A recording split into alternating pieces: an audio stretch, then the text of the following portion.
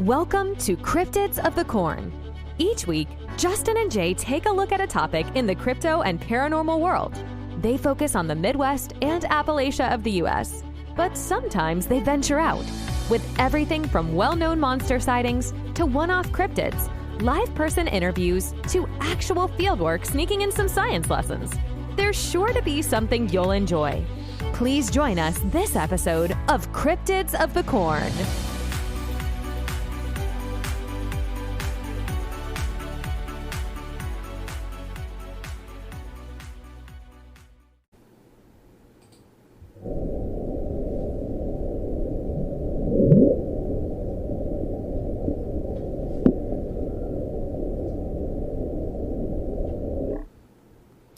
Hello, and welcome back to Cryptids of the Corn podcast. I'm the great and powerful Mr. E.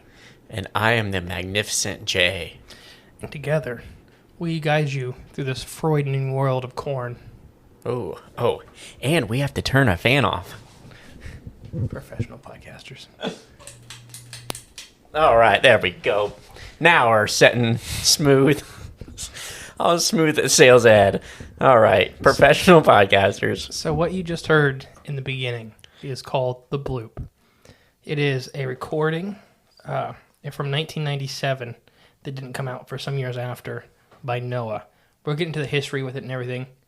That was the 16 speed one. So sped up 16 times.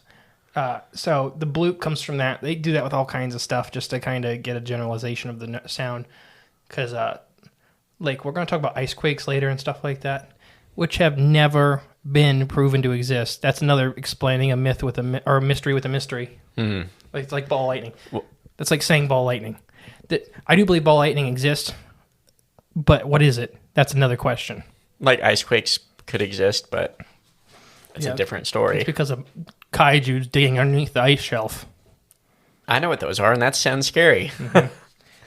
All right. And another episode. It's this episode. Kaijus? Yes. Oh, okay. Never mind. This episode. Guess we'll get into it. The Bloop. The Bloop was an ultra-low frequency, high-amplitude underwater sound detected by the U.S. National Oceanic and Atmospheric Administration, a.k.a. NOAA. NOAA, yep. Not the first time we've talked about NOAA on this episode or in this podcast. In 1997. By 2012, early speculations that the sound originated from a marine animal was replaced by the NOAA's description of the sound being more consistent with noises generated by non-tectonic cataclysms orienting from glacial movements, such as ice calving and other ice goings-ons, which have not been proven or documented ever. Just speculation. Yeah. Or imagination. Yep. So the sound source was roughly triangulated to 50 south, 100 west coordinates. Where is that actually on a map? It's like middle of nowhere, Pacific Ocean, lower Pacific Ocean. Oh, okay. It's literally like there's nothing near it. No landmass, nothing? Nothing. It's literally it's as far away from most land as you can be. So it's a really weird spot. Interesting. Okay. Whales. It's a big whale area for some of their southern populations. What, where they gather or travel or migrate or something? They travel through there. Okay. Because there's not a lot out there. Like, you got a lot of fish and stuff avoid it. Just a lot of our mid to upper water level fish avoid it because there's no structure. This area? Yeah. Okay. Just because it's just like it's a desert unless you're deep sea. Yes. It's a desert in the ocean. Mm-hmm. The sound was detected by, the Pacific Ocean Autonomous Hydrophone Array, which they've detected all kinds of weird stuff. Interesting. They were actually the ones that caught that illegal sound device that the U.S. government deployed that killed all the whales and dolphins. Oh, NOAA okay. accidentally recorded it. Oh, okay. And released it, and that's why the government got caught.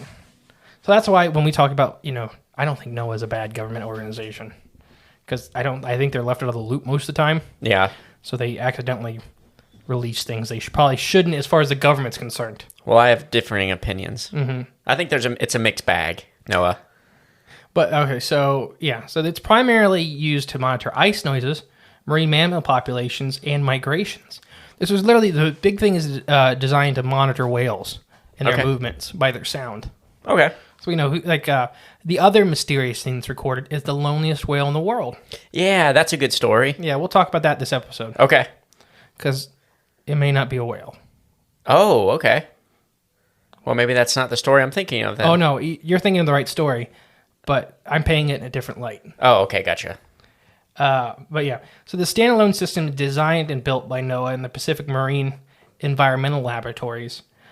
Basically, yeah, NOAA uses it. The U.S. Navy sound surveillance system also is being in use at this time, which has equipment originally designed to detect Soviet submarines. Oh, okay. So yeah. Good. So it's good World War II technology, huh? So yeah, we're going to play that sound one more time real quick. Yep. Once again, this is 16 times speed. We'll play the original slow one here in a bit.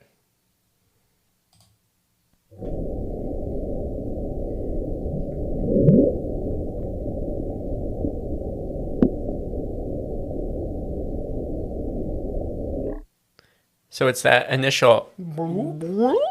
But when we play the real-time one, it does not sound anything like that. Because that just sounds like someone blowing a bubble under the water. Mm-hmm. Or a big bubble. Big bubble. Big bubble. That's SpongeBob. You sound like Patrick. Oh, no, I'm saying the SpongeBob blew the big bubble. Oh, gotcha. So... Oh, that's outside. I was like, what the heck's happening in here? So, according to NOAA's description, the sound rose in frequency over 1.5 minutes and was sufficient amplitude to be heard by multiple sensors. That doesn't sound very impressive, multiple sensors. Mm-hmm. These sensors are 3,000 miles apart from each other, and it was picked up by 3 of them. Okay, that's pretty significant then. Yeah. So blue whales can communicate over several hundred miles. Some say they may be able to push up to like 600 or 700 miles. Dang, okay. That's not a lot in the ocean, though. Right, it's not at all. Even though a blue whale is, as right now, the biggest thing we ever known to live on the planet, they still have a lot of trouble finding each other. That's why they're having a lot of trouble repopulating right now, because there's not many of them left and they can't find each other. Interesting, okay. So long-distance communication is very important for these giant deep-sea animals, if that's what we're going with, the bloop is. Right, yeah. I'm going to read you a quick thing about the ice quake origin kind of theory. The NOAA Events Programs has attributed the sound to that of a large cryoism, which is just a fancy word for ice quake. Yeah. Numerous ice quakes share similar spectrograms. So that colored picture, that's a spectrogram. Okay. That's visualizing sound. The sound, yeah. With the bloop, as well as the amplitude necessary to be detected by the disputed range of up to 5,000 kilometers. This is found during the tracking of iceberg, and it gives its designation. It has a big long name. Near South Georgia Island in 2008 had a similar sound. This iceberg involving generating sounds were most likely between the Barnesfield Straits and the Rose Sea, or possibly Cape Admiral, a well-known source of cryoisms. Yeah, so basically, they haven't heard one this loud or this big, but they are saying that it's very similar in the spectrograph. Okay. But, counterpoint, the original why they thought it was an organic animal at the beginning is because it's almost identical in the spectrogram as an organic animal. Gotcha, okay. So their point to point isn't making sense. Okay. Yes, it does. It could look like an ice quake. It better fits organic creature. The amplitude doesn't, which they're saying that for the ice quakes too. Mm-hmm. That it's just louder than anything they've heard. So it's just a bigger ice quake. It's the same thing, just louder on a scale we've never seen, as their explanation. Ice calving is just, ice face shearings off. It's like a sonic boom. But yeah. But how close... If this was in the middle of nowhere, what ice are they talking about? Like a floating glacier? So this is the bay. It was heard out here. Yeah. I'm pointing at a map, everybody, that everybody at home can't see. The big bay in Antarctica, straight out from that. So they're thinking that it's a big sheet of ice broke out, it's floating in the ocean, and it's scraping the bottom. Oh, okay. That's what they're saying it is. Scraping the bottom, the floor. Like a floating landmass. Gotcha, okay. It got too shallow and just... Scooting along. Mm-hmm. Or came ashore under, Kinda, yeah. In a sense. So, who first supposed the animal origin? I'm going to lean really hard into that here later, but we're just kind of giving... This is from NOAA. Like an individual person, you're asking me? Yeah. Oh, shoot. I don't know. Johann Man. NOAA's Christopher Fox. Oh. Nice, simple name. Chris Fox. Was interviewed by David Woolman for an article in the New Scientist magazine. He did not believe its origins were man-made, such as a submarine or a bomb. They were really scared it was a bomb at first. Yeah, going off. Because it would have been bigger than any bomb ever. Oh, dang, okay. And that would have been the good area to do it, too, because it was near nothing. So wait, you're telling me whatever this bloop noise was made a noise that's bigger than any bomb ever? Kind of. It's different. It's not at the frequency range it was carrying. Okay. So not louder. It's hard to explain amplitude and actual loudness. Okay. It's at a level, and it had enough power to keep pushing the sound out. So kind of yes. The bomb has a really loud, dramatic noise right on it, but doesn't carry super, super far like we're talking about. Oh, okay, gotcha. This is carrying thousands of miles. So it had more power, I guess, than a bomb. Which we see with organic animals, which we'll talk about later. Okay. Where was I? So Fox did not believe it was a man-made object such as a submarine or bomb, nor any familiar geological events such as volcanoes or earthquakes. Fox stated that the audio profile of the bloop resembles that of a living creature. The source of this mystery because it would be far more powerful than any calls made by any animal in Earth's history, as far as we can tell. Woolman states that the article that he did with Fox initially speculated the bloop was ice calving in Antarctica, but later came to believe that the sound was more likely that an animal origin. Oh, okay. So he's going with animal. Yeah, this original scientist, Fox, with NOAA, he's the one that's kind of, there's like a small team, and he's the one that's kind of leaning into animal. Yeah.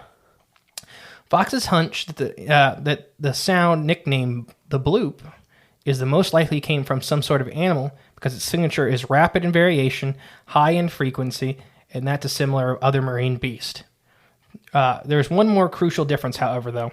In 1997, the bloop was detected by a sonar array, which I said, basically 6,000 miles apart. This means that it is far louder than any whale noise or any other animal noise for that matter.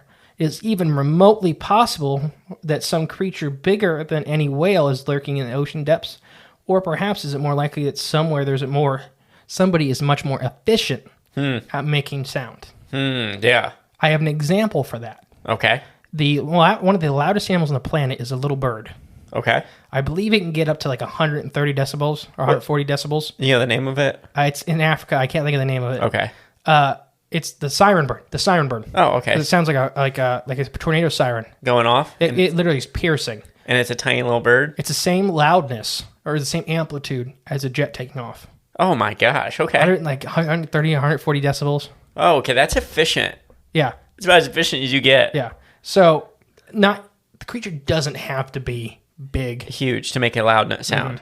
This is big, but it doesn't have to be what they were figuring. So, okay. But this bloop is confirmed it has to be something big or what? It would be substantial, yes, but it doesn't have to follow the same ratios as whales. Right. Okay. Gotcha. But yeah, it would need to be a certain size at least to produce something like this, just to have enough air. Okay. Gotcha. Because that bird is just really fast. It's deafening, but it's like... okay. Because that's all the air it can hold. Yeah. But yeah. So according to Phil Howard's, Woolman's speculations amplified Fox's hunch, and he thought the use of the word likely opened the door for other subsequent speculations as to what such an effective noisemaker entity might be. Over the last decade, basically, people have gone back and forth arguing whether it's ice or an animal. Okay. This was recorded in 97, you said? Or was that the second? 97 is when it was recorded. And it was a second bloop. I don't have that here. It was recorded in 2002. Okay. It wasn't as loud, and people believe it was a smaller cousin or a smaller sibling. But it had the same sound signature? It was the same. It was either the same geological event or it was the same animal species. Making the same sound. Yeah. Okay. I'm going to play the full-length one now. Okay, so this one's going to be 3 minutes. At normal speed. Yeah. All right, here we go. So this is just ocean noise. There's this. That's the fast speed one. So we're gonna get into the normal speed. Right. So here's where it starts.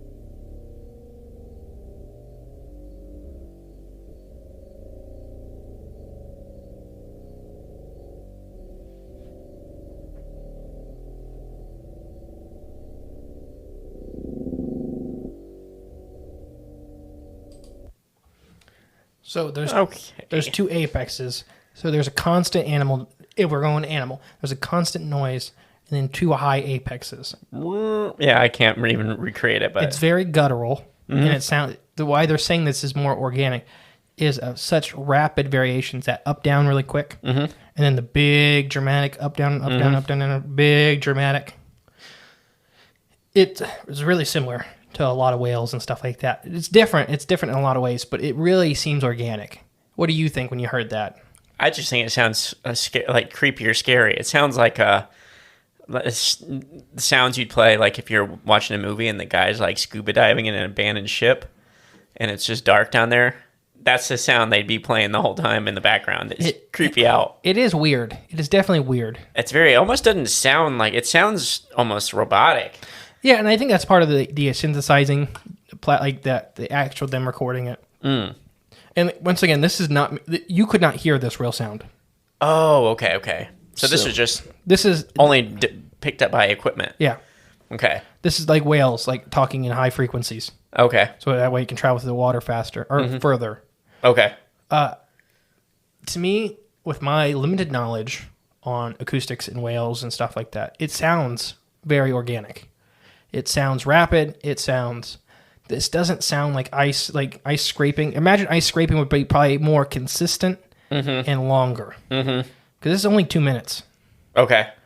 So it's not like it's the ice you're talking about scraping would be monstrous. And you would hear it again or something. I'm saying you probably hear it all day. Yeah, exactly. If it's passing over a big rock like that. Like just the constant grinding. Yes. This is a lot more. I wish we could show them somehow the spectrograph. Look up the Bloop spectrograph and you can see what I'm talking about. Yeah, just Google the Bloop. Yeah, it'll come up. It's the big yellow and pink thing, dark purple. With two, I don't know, rectangle-looking things standing up on end. And those are the big talks. We'll get into what we think this thing's saying later. Saying? Yeah. Okay. As in, I've really researched whale language a lot. I love humpbacks, for example. They have a really unique language, and you can kind of read what they're saying when you look at them through spectrographs. Okay. They're very distinct. That's kind of interesting. But yeah. Any comments so far? It just sounds strange and weird, like from a sci-fi movie. Yeah, let's yeah. So if this was a creature, yeah, what it would be? Destroyed another paperclip, Jay. That was you this time. I know it was me. Okay. If this was an organic creature, it would be truly monstrous. I mean, big. What's big? probably 4 or 5 times at least the size of our biggest blue whales. So pushing probably 2 or 3 million pounds. What about length? That's a little harder to argue because length's speculative. The only reason blue whales are so long is because they're long distance swimmers. Okay. So Okay. they're designed in a way to carry them the farthest with the least amount of distance. When you look at more stubby whales like humpbacks and stuff like that, which still are very heavy, but more wider, broader, they're more gliders. Well, yeah, if this was something just that sits in one spot. Right, it'd be more rock shaped, so it wouldn't be very long. Gotcha, okay. Let's say it could be crustacean-like. Yeah. It doesn't have to be a whale. It could be a big sea cucumber. Yeah. And we'll take a second. Let's talk about your friend, the loneliest whale in the world. Okay. He's recorded by the same sound array in the 90s, I believe. Late 90s, early 2000s. It's called the 40. It's either called the 52 hertz whale or the 54 hertz whale. Okay. That's the volume it's speaking at. Whales can't hear it. Yeah, I thought that was the thing. Like whales can't hear it. Yeah. So what they think happened is that it's an abandoned whale because it couldn't talk. It has a birth defect or something, so it couldn't talk to its mom. It couldn't talk to other species. For a couple of years, it was constantly calling out in the middle of the Pacific Ocean. Just for anybody. But it wasn't following normal whale migration paths. Mm. So they could never ID a species because that's what they were kind of watching. They're just like, well, if he goes here, if he follows a path, we can tell what species it is. Yes, exactly. He wasn't following anybody's path. He's moving willy-nilly. And it was recorded, I think, once in the Atlantic. Oh, so we got around. It's not the same animal. Oh, okay. Yes, no.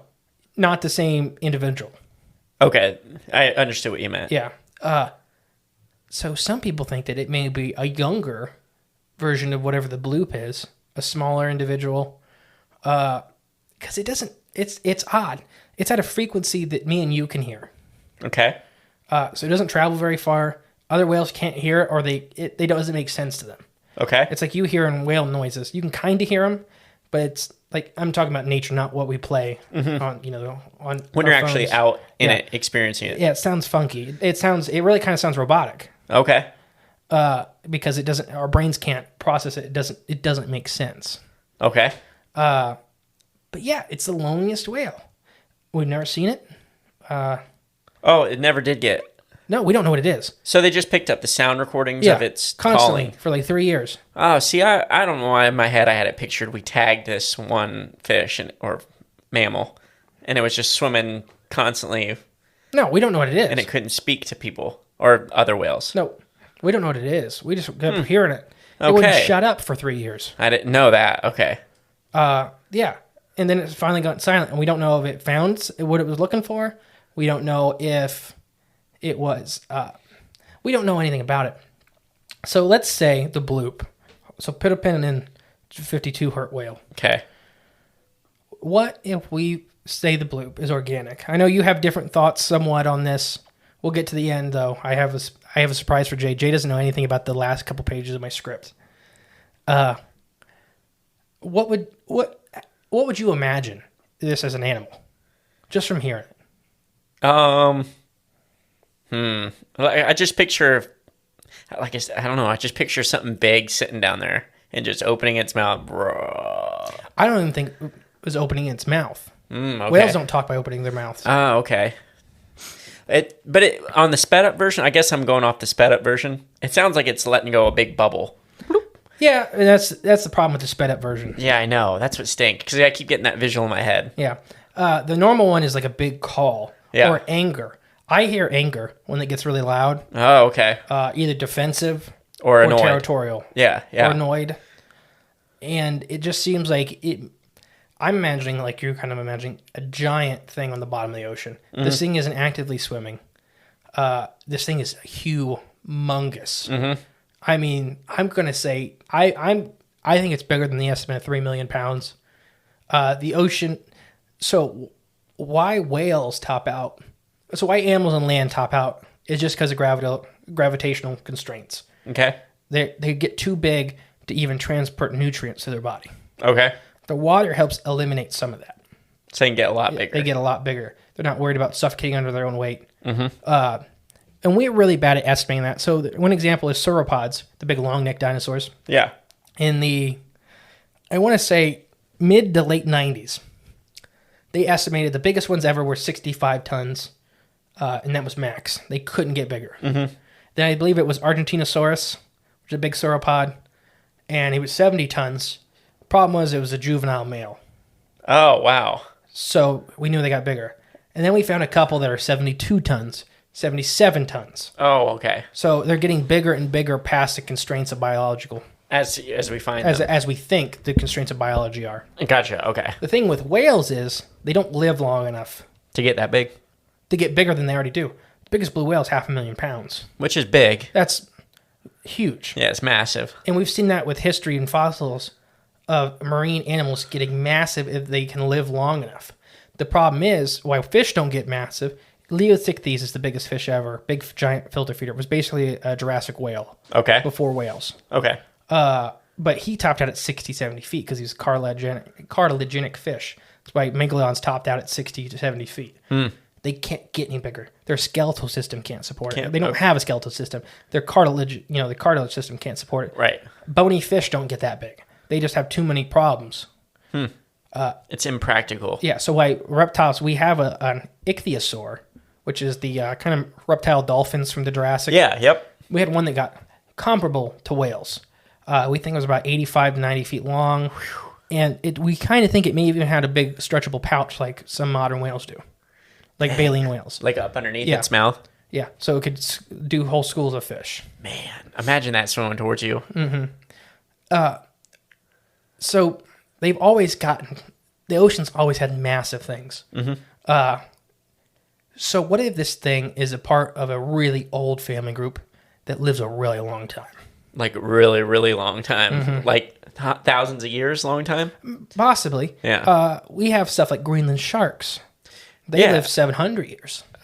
See, that's quite a long time. But they grow super slow. Yep. About a centimeter a year. Those are the things with little fungus that grow in their eyes, right? Crabs. Those are crustaceans that grow. Yes. Ah, okay. They're little crustacean parasites that grow in their eyes. Yes, okay. So we have these, I guess, basically, to be that big, you would need to do several things. You would need extreme periods of dormancy. You would need extreme lifespans in very low population. You would need very pliable DNA. You'd need DNA that was not as susceptible to the lower population numbers. Okay. Like inbreeding side effects. Some species do have that. It's rare, but it does occur in nature where they can kind of get around the inbreeding factor. Oh, really? Okay. Yeah. Is it just because they're so simple? Somewhat. Gotcha. And we have species of crustacean that live extremely long times. Okay. We think, well, first off, lobsters can live to be 150 years old. And that's just a lobster. What about those giant crabs? Snow crabs can, I believe, now don't hold me to this, I believe that it's either snow crabs or king crabs can live to be like 200. Okay. Dang. One heck of a life. But what about, there's older stuff, like in the Permian expansion, stuff like that. We have all these crazy half crustacean, half not things. These arthropod is the word I mean, not crustacean, hard-bodied animals versus not hard-bodied animals. Right when things are starting to split. Like those horseshoe crabs or whatever they're called? They're a full arthropod. They don't have any bones. Oh, okay. But in the, I'm trying to think of some of the names. They had really hard names to say. But like when giant shrimp were the apex predators on the planet. Were these giant, that's when the first jaws started forming. Giant shrimp? So what if it's something more... You okay? Yeah, I'm just thinking about giant shrimp. I don't know why. Running the planet. What if it's something more, even like corals, sea sponges. Corals are animals. True. They're colonial animals, and they get massive, and some corals live 40,000 years. Oh, yeah, there you go. What if it's something that's semi-movable or not? Yeah. I don't know. It's like a coral or starfish or something? Something, yeah. I would think it would be more it'd have to have some kind of rigid body. Yeah. What if so there's things called tetrapods. They're extinct. Okay. It was the things, why we have 4 hands, or why we have 4 limbs, is because we came from quadrupeds. Okay. Tetrapods were stuff like Dunculoculus, they had basically a tail and 2 front limbs. Okay. So we'd have had 3 limbs, not 4. Gotcha. Okay. And they were starting to take over until the 4-limbed animals outcompeted them. Okay. So everything was kind of like moving like a kangaroo. But they were getting massive. I mean, they were getting really big. I'm leaning more towards, though, some kind of just massive invertebrate. Whether it's arthropod, I don't know. But what if, hear me out. Okay. The original Bloop is, so I'll have to look when the 52 hertz whale is. Actually, I'll give you Give me what now? Oh. your phone back. Look up the loneliest whale and see what years it was recorded, pretty please. Okay. And so what if the Bloop's original call was a call for mating? Okay. And what if the loneliest whale was the male trying to find the female? Oh, okay. So we do have some species where the male is considerably smaller and the females may be immobile. Oh, yeah. You see that all the time in nature. Yeah. I'm trying to think of an example. So what if in the Antarctic is this massive female of the species? That just woke up or something? Yeah, it's time to feed and it's time to breed. Mm-hmm. And the males are smaller and they can travel around to get to different females. Okay. So what's special about that spot in Antarctica is it has massive schools of fish and krill at certain times of the year. Massive. That's why the whales go there. Mm-hmm. So what if it's just waking up every year, every other year, doing a big, if it's something more like a sponge, it could do a big draw through filter feeding motion and feed that way. Oh, so what if you're saying the noise could be it feeding? No, I'm thinking it's talking. Literally it's talking to another one of its kind. Okay. But there could be separate noise. We're not looking for that. That wouldn't be that loud, as in to be heard, thousands of miles apart. Mm-hmm. That other noise, I think, is to call another member of its species to it. Call it in, yeah. So before we get into conspiracy and stuff of this, when's the loneliest whale recorded? So it says its call has been detected regularly in many locations since the late 1980s, and appears to be the only individual emitting a whale call at this frequency. So yeah, it's been recorded 80s and the 90s then. Yep. Oh, it even says here, elsewhere at the same time had been sporadically found since 2010. Okay. So what are these other things? I don't think those are whales. Or those are potential recordings of it. I think the original guy was the male looking for the female. The original Bloop or 52 hertz? 52 hertz whale. Okay, so you think he's searching for the female and he's just calling and calling. Mm-hmm. And then she finally heard him. And woke up? And woke up and did her big call. The call of the arms, kind of. Because that was in 97, the Bloop. Yeah. So she's like, come find me. Yeah. Because she would be so massive, she'd probably be immobile. Yeah. Oh, yeah. If it's that big. So what do you think of that idea? I like the idea. I just can't. I'm picturing it in my head because we talked about, coral, something huge, structured, not moving. It's hard to picture a whale sitting down there. I don't think it's a whale. I think it's probably some kind of invertebrate. So what do you think the thing swimming around could have been? Just another invertebrate? A smaller male. Invertebrate. Yeah. So comparable to the size of a whale. Okay. What if they're so jellyfish, how they breed? I bring it always back to jellyfish. Mm-hmm. We don't have any jellyfish on record that have vocalizations. Okay. But they've been around for 3 billion years. Yes. So they've been around a hot minute. Pretty much they were one of the first multicellular life.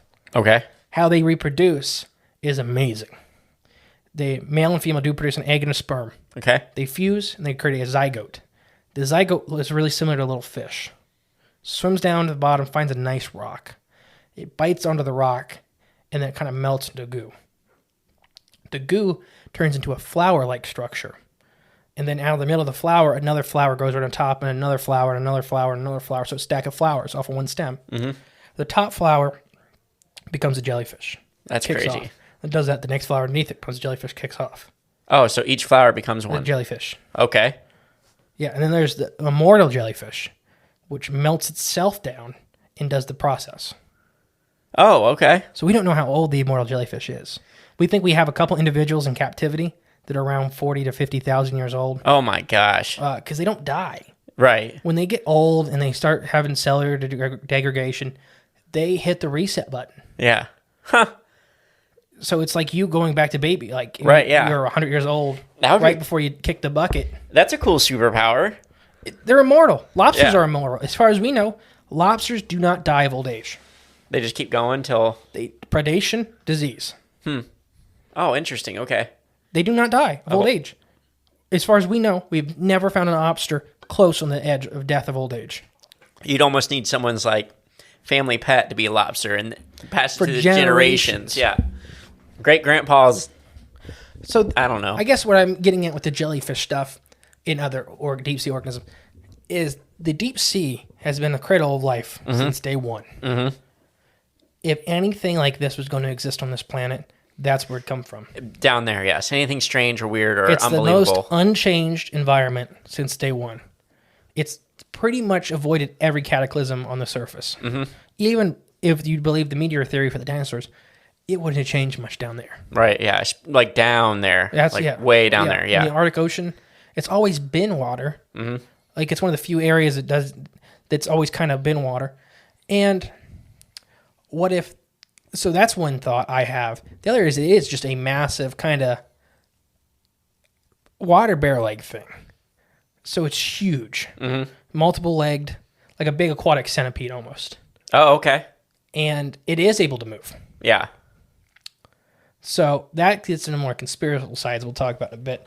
So what are you thinking, I guess? This is a hard one for me. There's so many possibilities because of what the ocean is. Exactly. The ocean means mystery. The possibilities are endless when it comes to the ocean and organisms in it. But I don't know if I'm going to tie the two together for a theory, with the whale or the call, the 52. Leave the 52 whale out of this. Just talk about the bloop. But the bloop in itself, if it's, I don't know, it just sounds so weird. I like your thought of it being slow moving or something maybe that doesn't necessarily move. It moves so slow you can't even notice it, like a mountain moving. It could be something like that, but what? It's hard to picture in my head what that could even be. We have several family groups on this planet that have completely disappeared. Mm-hmm. And by several, so here's the thing. Here's a statistic I don't know if I've ever shared with you. Okay. If you take all living species on the Earth today, and all species we know exist from the fossil record, forever, everything we've ever found, from the tiniest single cell to the blue whale, that is 1% of 1% of all species that have existed on the planet. From what we found and what is living today? Yeah. So like 99.9 is extinct. Yes. Oh, no, not extinct. Or undiscovered. Undiscovered, okay. That's why, the thing with the missing link for humans always bugged me so much because it doesn't matter. Most of the fossil record's missing for everything. Everything, yeah, exactly. We find puzzles that are, maybe 400, 500 million years apart from each other sometimes. Mm-hmm. Like coelacanths. Jellyfish disappeared from the fossil record for a while. Yeah, and now look. I mean, they didn't go anywhere. They just stopped fossilizing. They just weren't in the right conditions forever, or we haven't found them. Oh, okay. So just because an animal's not in the fossil record for a long period of time doesn't actually mean it went away when we think it went away. Right, exactly. If it did go away at all. Because you can't know unless you were there. Right. And none of us were there. So I think it's massive. So, yeah. You want to get into conspiracy stuff? Well, I mean, I think it probably could be a door opening for subterranean UFOs or. Oh, you're going there. I was talking about why the government would cover up such a beast. Well, we didn't really talk about that much. Let's talk about that. Okay, so the government covered this up? Not the sound, but Antarctica. So this is right outside of Antarctic waters. Okay. Underneath right in front of the biggest bay in Antarctica. Right. So why don't you know a lot of the rules of Antarctica? Why don't you share some with us? What's weird? There's peace treaty there from all the countries in the world, or most of them. Everyone except 4. Yeah. I think. And those 4 countries are they have 2 chickens for their military. Too insignificant to matter, really, I guess, in this thing. But somehow all these countries came together and agreed on this one thing that no one can go there. It's protected land that no one can touch, which is weird. What else is weird about Antarctica? You can't go, and you can't go there. You can't travel there unless you go onto like a certain There's 3 Antarctic bases. that you can travel to. Yeah. And then that's it. I think the only people down there are like supposedly scientists and stuff, right? Doing testing. That are all year, yeah. So there is a tourism season. You can go to Antarctica if you want. It's heavily expensive. I'm sure. Everything's cash when you get there, and there's like several ATMs in the camp. There is ATMs? Yeah. Really? Yeah, because you run out of cash because everything costs so much money to get out there. Yeah. That like buying a gallon of milk is like $200. Oh, geez. Okay.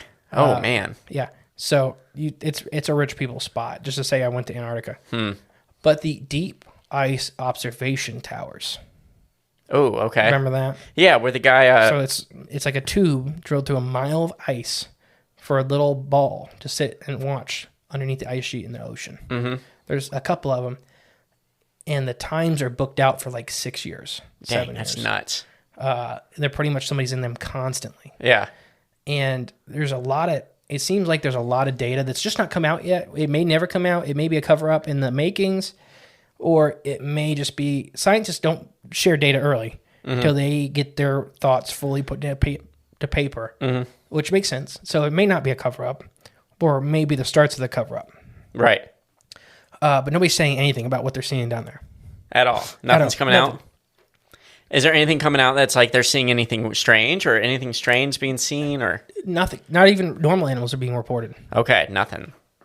Interesting. Well, that's weird. And they cost a lot of money to put these things in. Yeah. But yeah, so I think we talked about why would these countries ban these things? I think that there may be a population of kaiju-like animals. I mean really big animals. So kaiju. Kaiju just means monster in Japanese. Okay, so big monster. Yeah. Like Godzilla. Yeah. Or Godzilla. So he's a kaiju. Okay. So kaiju level monsters or animals. They're just animals. Monsters, what we put the name to them. Mm-hmm. But the level of destruction something like that could cause is incredible. Oh, yeah, if it came on the land?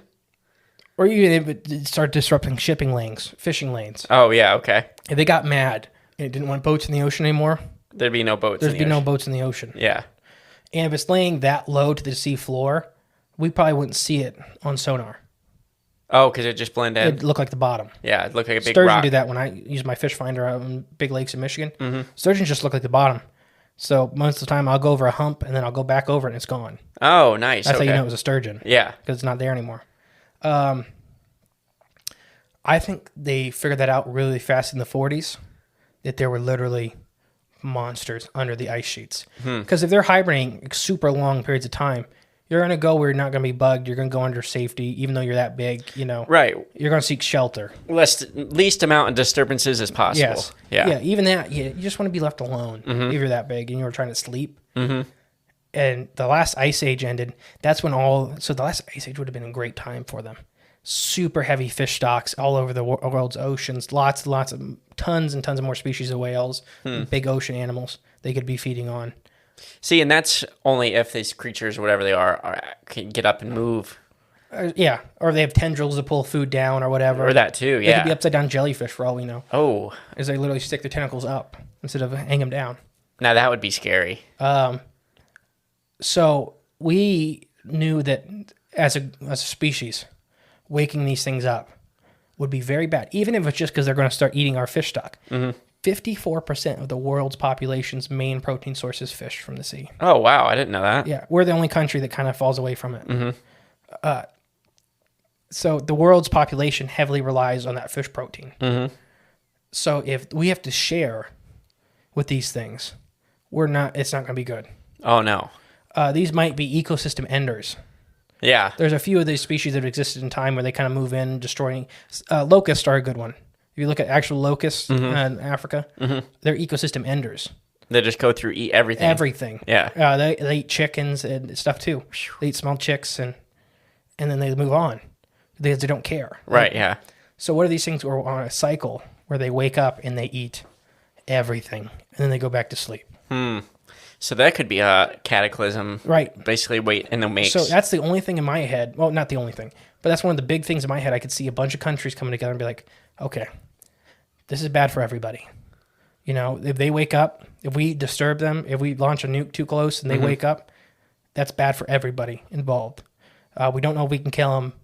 You know, we don't know how they react to stuff, you know. Right, yeah.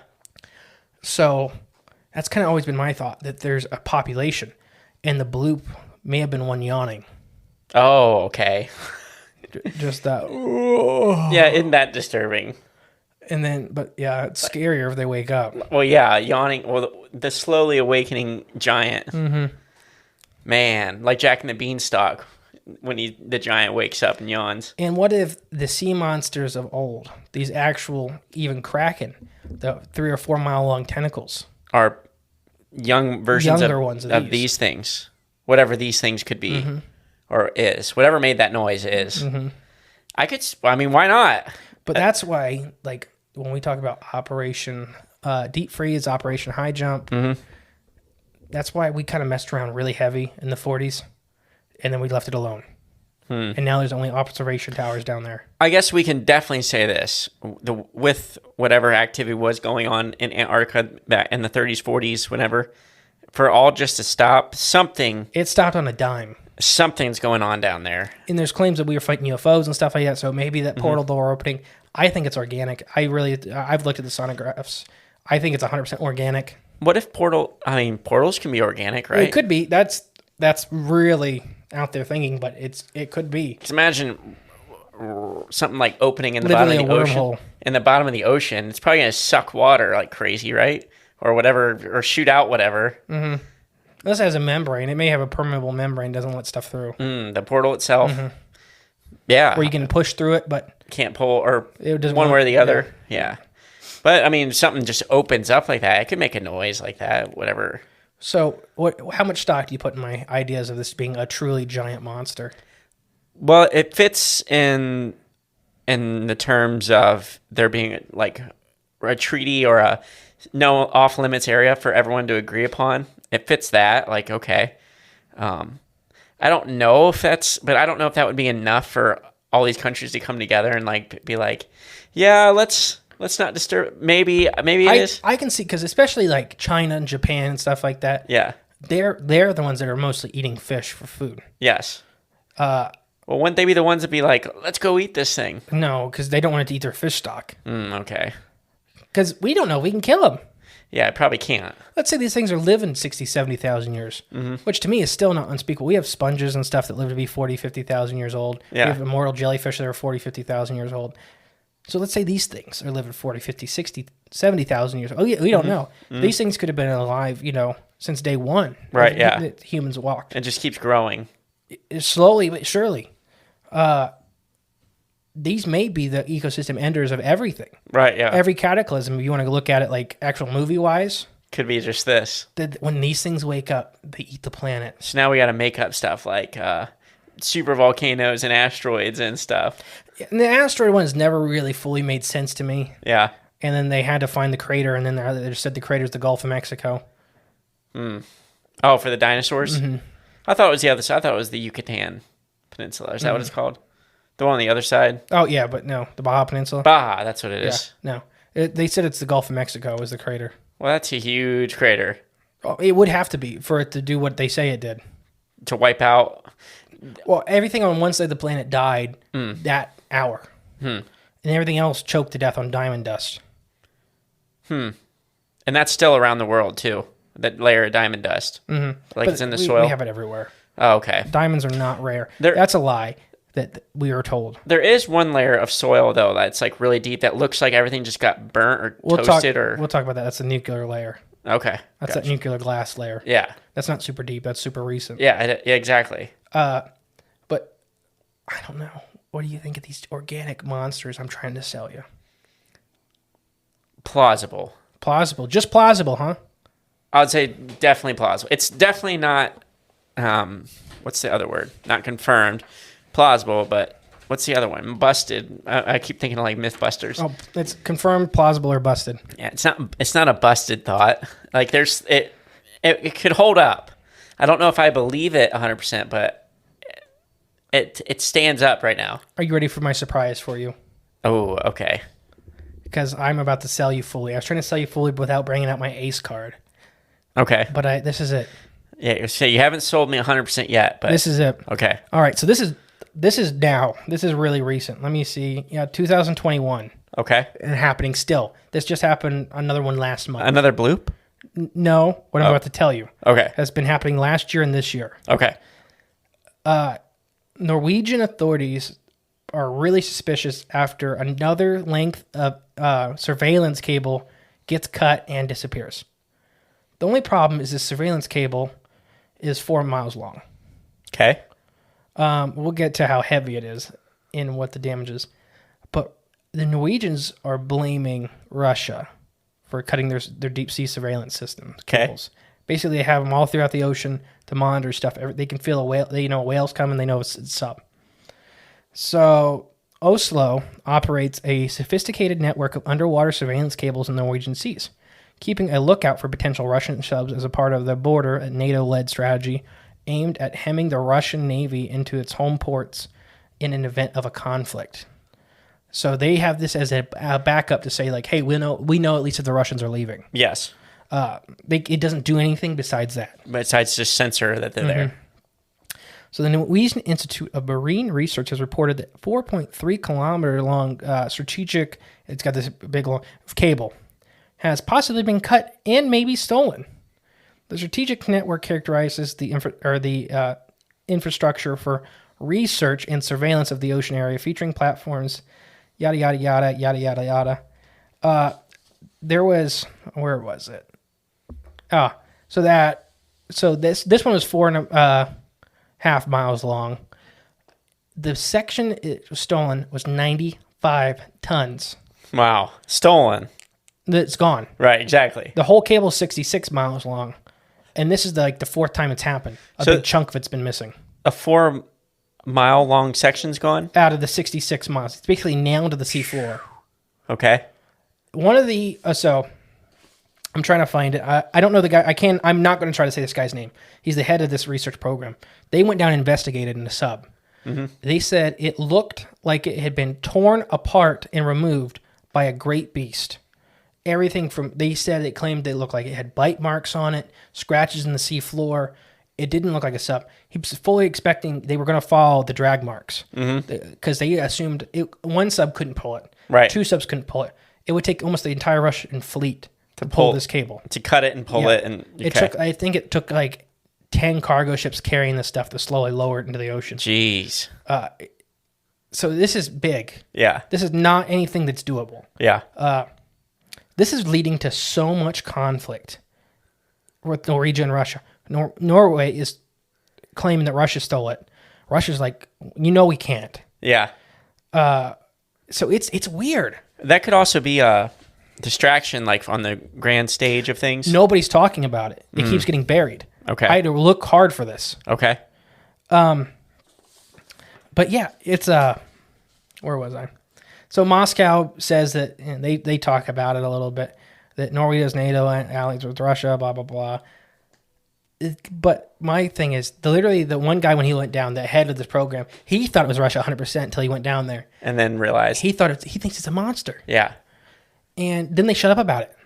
Yeah, wouldn't you? Once he said it was a monster, everybody stopped talking about it instantly. Mm-hmm. And to carry 95 tons, 95 tons at the bottom of the ocean. Mm-hmm. Submarines can't carry anything. Like, they can't drag something. Boats can't drag something. Mm-hmm. A giant pontoon has trouble pulling a tube.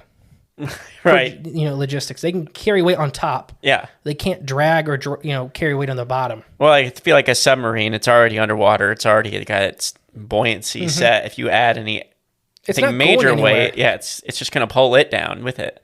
Unless it's got major thrust, they just drag it. So how he was going to describe it said it looked like, I kind of got like it was a giant turtle almost, scraping along the bottom, bit through the cable and started dragging it away. Yeah. So what do you think about that? I have more for you, but what do you think about that? Oh, giant turtle living under the water. Just like something with big claws. Well, wait, there's, I think like ancient, I'm sure there is, like Native American legends, right? Where the big turtle with the whole like... world on its back. Yeah. The creator god, yeah. Now, what if this bloop is the giant turtle they've been referencing. Or resembles a turtle. Or, yeah, something that resembles a hard-shelled back, but has all this, like a whole colony of, I want to say trees, but like... It could have a reef on its back. Exactly, a whole reef on its back growing. And then it's just walking along the bottom. Maybe not necessarily swimming up for air, but maybe from time to time it could come up. Giant crustacean-like thing that's carried, because there's crustaceans that wear reefs and stuff on their back. Yeah, oh yeah. For extra protection. So why? So what do you think? What do you think about the cable aspect? Well, I think it's nuts. I don't think it was human machine like Russia. I don't think it was Russia or Norway or even any other country just sabotaging that. For what reason? So, I agree. But do you know what the world internet cable is? That runs underneath the Atlantic that connects the continents. What do you mean? There's a cable. Yeah, I know they all can. They run on the internet. Runs through the cables on the bottom of the internet ocean. doesn't come through the sky like people think. Correct. Yeah. It comes through the cables on the ground. Yep. So England has had a long history of having problems with their internet Okay. because sharks keep eating the cables. Oh, because probably the frequency it puts out. So this cable is like 8 or 10 foot diameter, and sharks, they'll sit there all day and just chew on it, and chew on it and chew on it and chew on it. Other places in the Mediterranean have had extreme problems with crustaceans. It drives them mad. What, on their cables? The cables. Yeah. So the cables it puts off a frequency. It drives some animals crazy in a way. Like a lot of mammals avoid them. Mm-hmm. It drives sharks mad, and they try to eat it. Crabs, crustaceans, it drives them crazy. Like, they'll literally kill themselves trying to kill this thing. Oh, okay. And so now you have one that's massive out in the Norwegian Sea, right next to a deep sea trench. Mm-hmm. The Mariana Trench, right? Not the Marianas up there. Oh, that's Pacific. Yeah, this is just a different trench. Okay. They're all over the world. Right. But suppose maybe a home of one of these creatures. And now you're putting basically a bullhorn next to where this guy's trying to sleep. Yeah. And he keeps coming up, ripping a chunk out of it, dragging it back, because they can't find him. There's 3 of these giant chunks of cable missing. They cannot find. These are not hard to find. Is there any crustacean or thing like that feeds on metal or? Well, there is an invertebrate that uses metal in its armor. There's the iron-footed snail. Okay. Which basically eats iron deposits and grows them like a metal skirt and on its shell. Oh, that's cool. So there are animals that do put metal into their bodies. Interesting. Which the most time they're deep sea vent animals. Interesting. So I have the thought that there happens to be one somewhere in Norway, because there's all kinds of historical giant monsters like the Kraken. Oh yeah. On all the old maps are always, and that's around there. So now they put this bullhorn out, which is relatively new. Mm-hmm. And every time they get it operational, it makes it a couple months, and then a giant chunk of it goes missing. We might have to look in this more, but how many times has this happened? 3 times in 2 years. So is this this is a new cable they're putting out? This system is new, yes. Dang. And it's making whatever's down there really angry. Yeah. So why haven't they?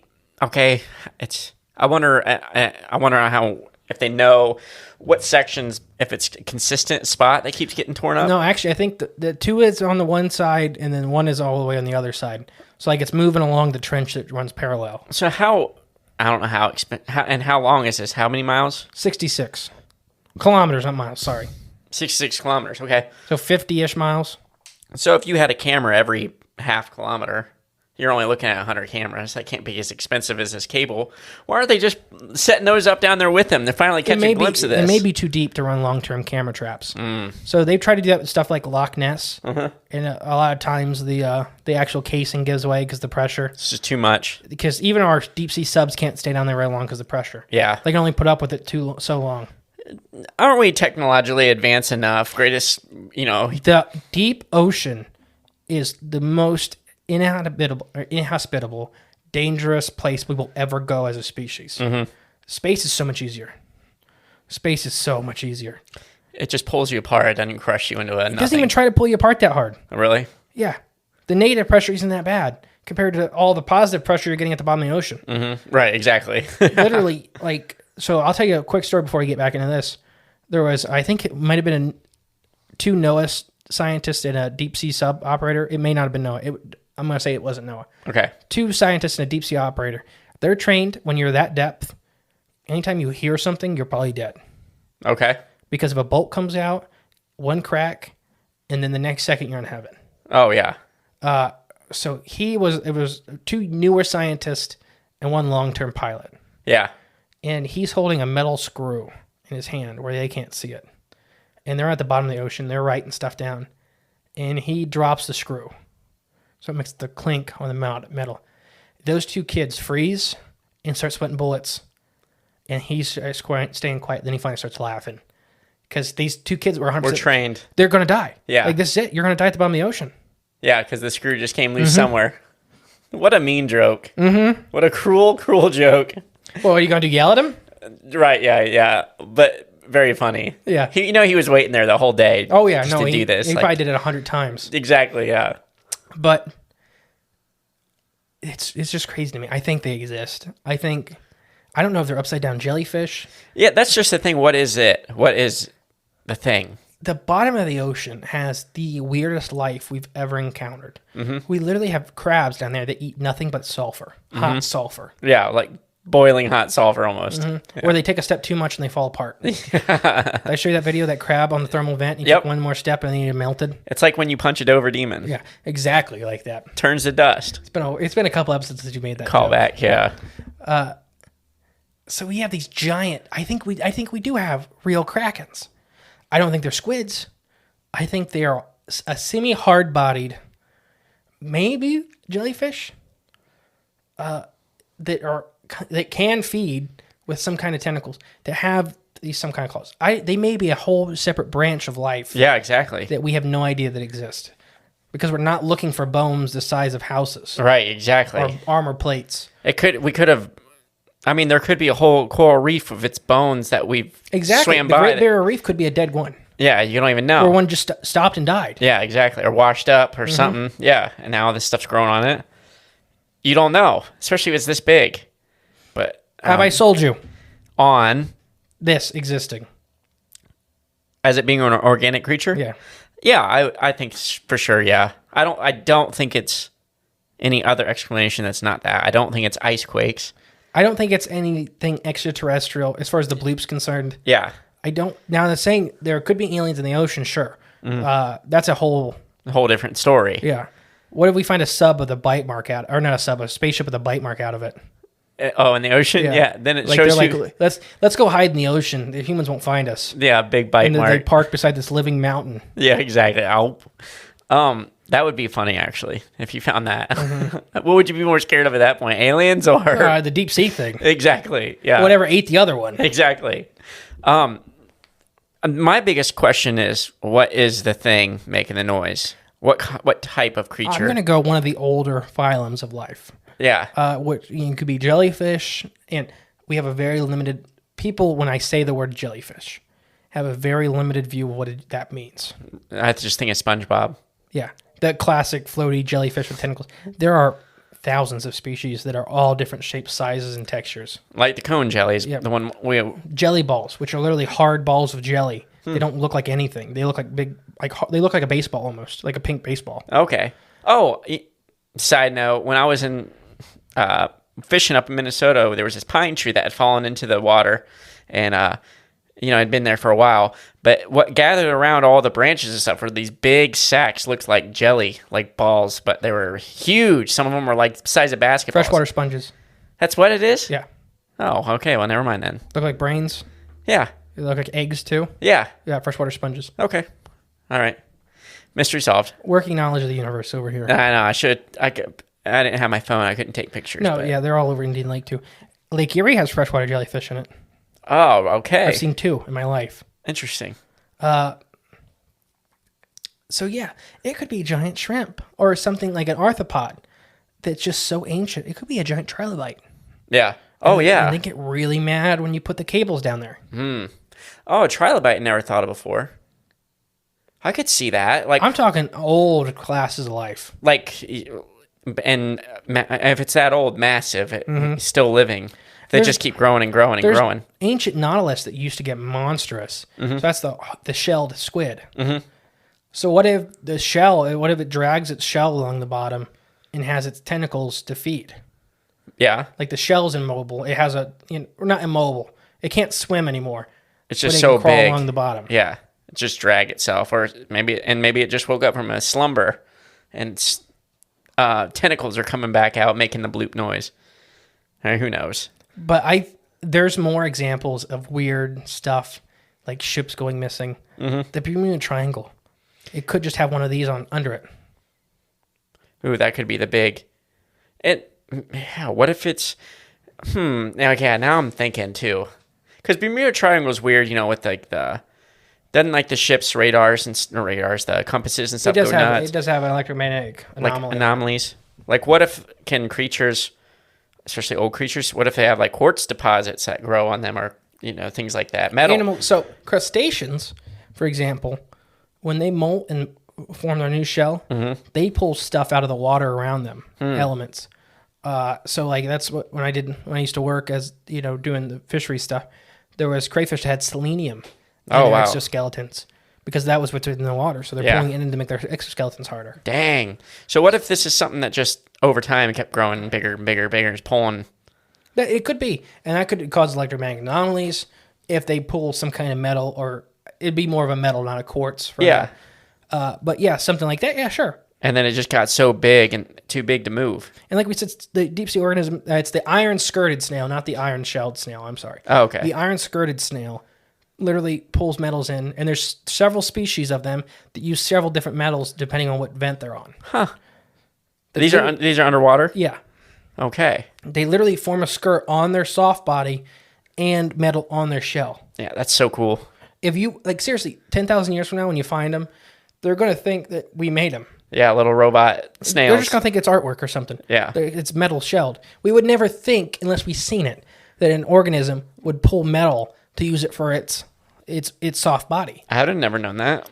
So there's stuff that has existed that you can't even imagine. Right. Like you said before, some of the weirdest stuff that actually exists is weirder than the stuff than folklore that we can even make up. Yeah. That's why cryptids don't normally shock me too bad. Yeah. Because I can think of 10 animals that are weirder than that. I just watched this video about this bird that oh gosh, it was like this really stinky bird that flies from another country, but it that's going to bother me. I'll think of it on another episode. We'll come back to it. But it's this really strange, weird, stinky bird, and it burps and stuff. And I don't know, I forget what it's called. Is it an albatross? It's not an albatross. They throw up for predator defense. They throw up acid to try to blind their predators. Oh, this one, it doesn't throw up. It just burps. It's like a burping bird or something, but they stink really bad because their gut ferments. I don't know. It was a cool little description. I'll find it and I'll show it to you between episodes or something. But it's weird. What I'm getting at is weird stuff's out there. Yeah. All right. I think we've rambled enough. Okay. Final thoughts on the bloop. I think it might be like a giant Okay, here's one more question. Do sea turtles need air? Yes. Okay. Oh, so this thing would need air. I do like the sea turtle, like snapping turtle looking thing. It doesn't have to be a turtle to look like a turtle, though. True. You could have some kind of giant shelled organism from the Devonian period. Mm-hmm. Like literally when life first started getting big, you could have a group of organisms that just made it through.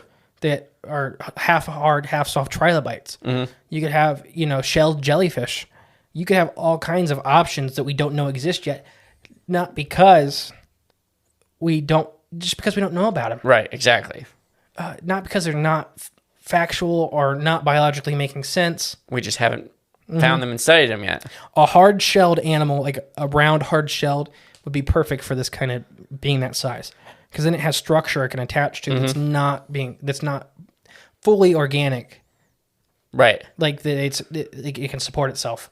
Like that's why that's why turtles have their lungs and stuff attached to their spines and their ribs to take off pressure from them. Oh, okay. Yeah, I'm thinking some sort of turtle-like creature, something that builds up maybe stuff on its back and just grows big that way. That's just crawling along the bottom. And that could be another feeding mechanism is that it could have some kind of symbiotic relationship with the stuff growing on its back, where they're partially feeding it, as in for protection and moving itself into better nutritious waters for its ecosystem it's growing. Yeah, because I bet I'm saying it's something. I feel like it's something that's lying dormant for a long time, growing this whatever on its back. So it could be a reef animal, like an animal that is a reef. Yeah, that picks up and moves every once in a while to make sure its reef stays healthy. Okay, yeah, I could see that. So it moves to better climates, better spots. And then do you think the bloop itself could be doing a mating call? It could be a mating call. I always think of a yawn when I hear it. Or that too, yeah. I really do think something like a yawn. Yeah. Huh. So I think, I'm saying some sort of bottom-dwelling, crawling creature. Perfect. That's my thing. I converted you. That's what I think. Okay. I'm there with you. What kind of creature? I'm going to go branch we don't even know exists. All right. I like my shelled jellyfish theory. Or like the upside-down jelly? Upside-down jelly, shelled jelly, something that we are having trouble imagining. It seems like it. Because that's the limitations of humans, is that... Your imagination? Yeah, we're trying to shove different animals together to make this thing in our head. Square pegs in the round holes. And it could be a completely different branch. Think about how different a lion is to a jellyfish and how different both of those are to a water bear. Right, yeah. And tell me none of those are aliens. Now imagine a fourth that's nothing like those. Either of them. Still fits in the same tree. Right, yeah. Alien. It's just an ancient biological order that got big. You know, it could adapt to the times in different ways. It adapted to get big. And maybe that's where that order ended with that one. It's just still there. Well, they're still, if they're living that long, they have much slower evolution. Right, yeah, exactly. To almost none, probably, you know, as far as the scale we could see. Uh-huh. Nothing in our lifetime. Living that deep in the ocean, they have the capabilities of surviving every mass extinction. Mass extinction passes over the tough guys. Yep. Turtles have made it through several. Crocodilians have made it through several. Snakes have made it through a couple. I'm trying to think. There's a lot of lineages that have kind of weathered the time. And human beings made it through them all, too. Yeah, we're still here. Exactly. All right. Anything else? Final thoughts or anything else you want to say about the bloop? Informative. This has been informative. It's been a fun talk. I hope everybody at home enjoyed this. Yeah. I was itching at the bit for this one. Kind of makes me want to explore the bloop a little bit more. We need another one. There's probably been 100 of them, and they're just covering it up now. Oh, yeah. This is probably the only one I ever hear about. Let's be on Bloop Watch. Okay. All right. I've been the great and powerful Mr. E. And I've been the dynamic J. And together we're Cryptids Of The Corn podcast. We'll get you next week with some more crazy fun stuff. Smash, crash, push like button. Yep. Subscribe, all that. Fun stuff. All right. Bye.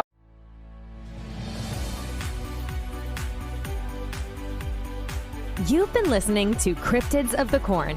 Be sure to join us in the next episode where we tantalize your intellect and expand the horizons of your mind.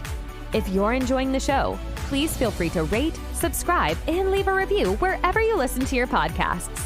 That helps others find the show, and we really appreciate it. Thanks again for tuning in, and we'll catch you in the next episode. Until then, stay magical.